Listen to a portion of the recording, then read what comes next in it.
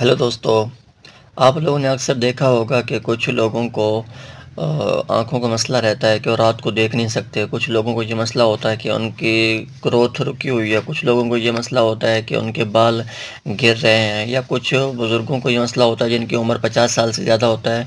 वो उनकी अक्सर ये शिकायत होती है कि उनके जिस्म में दर्द वग़ैरह महसूस होता है, उनके जिस्म में थकावट महसूस होता है। वो अक्सर सुस्ती का मसला रहता है। तो उन मरीज़ों को परेशान होने की बिल्कुल भी ज़रूरत नहीं है। किसी भी करीबी मेडिकल स्टोर या फार्मेसी से जाके ये मेडिसिन ले लें।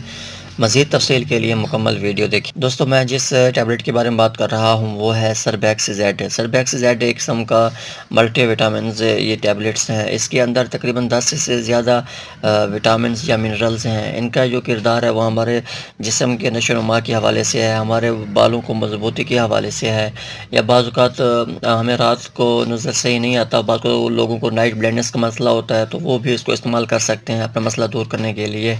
दोस्तों, अक्सर जो बुज़ुर्ग होते हैं उनको ये शिकायत होती है कि उनके जिस्म में थकावट वगैरह रहती है, उनको जिस्म में दर्द वगैरह रहता है। वो ये होता है कि या उनको ये मसला होता है कि उनको सुस्ती रहती है, तो वो ये कैप्सूल दिन में 1 बार इस्तेमाल कर सकते हैं। बेहतर है वो जूस के साथ इस्तेमाल करें।